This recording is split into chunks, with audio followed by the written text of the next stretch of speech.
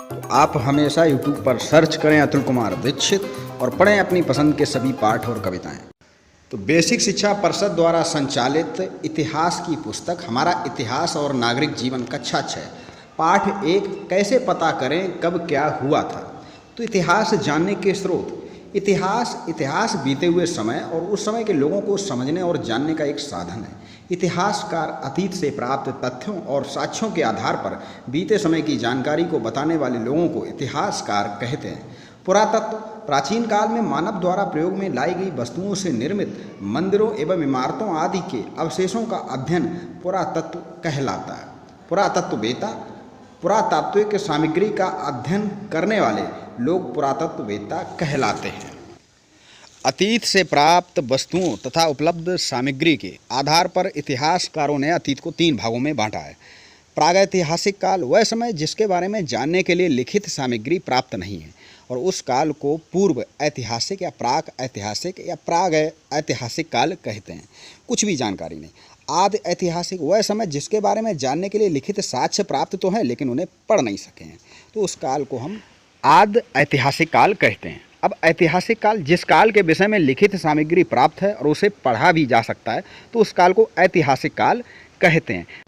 यानी कि कुछ भी नहीं मिला प्राक ऐतिहासिक, मिला लेकिन पढ़ नहीं सके आदि ऐतिहासिक, और मिला और पढ़ भी लिया तो वो है ऐतिहासिक काल।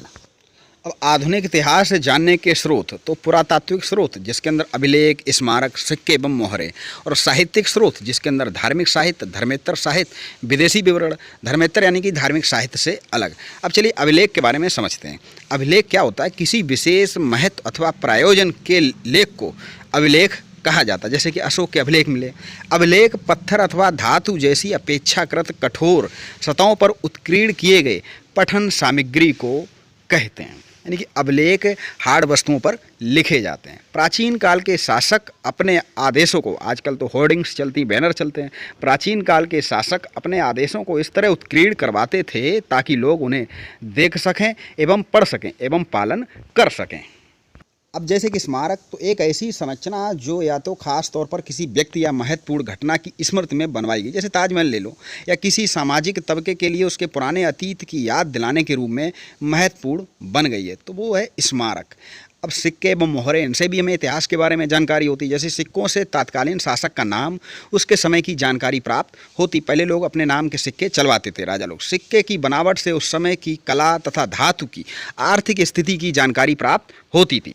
अब हड़प्पा कालीन मोहरें मेसोपोटामिया एक शहर है, वहाँ पर मिली। तो इससे क्या अंदाज़ा लगाया गया? यही लगाया गया कि आखिर यहाँ मोहरें मिली, इसका मतलब हड़प्पा कालीन के लोग मेसोपोटामिया से व्यापार करते थे। तो इस तरह सिक्के मोहरों से भी हमें वहाँ के इतिहास, उस समय के इतिहास के बारे में जानकारी प्राप्त होती है। अब साहित्यिक स्रोत में देखें तो पुस्तक का नाम, लेखक का नाम, काल का विवरण। अब धार्मिक साहित्य में आते हैं वेद, रामायण व महाभारत, जैन एवं बौद्ध साहित्य, जातक कथा, जो वाल्मीकि एवं वेद व्यास द्वारा रामायण महाभारत लिखी गई। तो वेदों से आर्यों के संबंध में, महाकाव्य से कालीन समाज के विषय में 6ठी शताब्दी, और जो जैन एवं बौद्ध साहित्य उस समय के 6ठी शताब्दी ईसा पूर्व की राजनैतिक, सामाजिक और धार्मिक स्थिति का पता लगता है। और जो धर्मेतर साहित्य यानी धर्म से अलग, जैसे अर्थशास्त्र, राजतरंगिणी, अर्थशास्त्र कौटिल्य ने लिखा, चाणक्य, तो मौर्यकालीन समाज की राज व्यवस्था का पता चलता है। कल्लड़ ने राजतरंगिणी लिखी, तो कश्मीर के 11वीं 12वीं शताब्दी का इतिहास पता लगता है।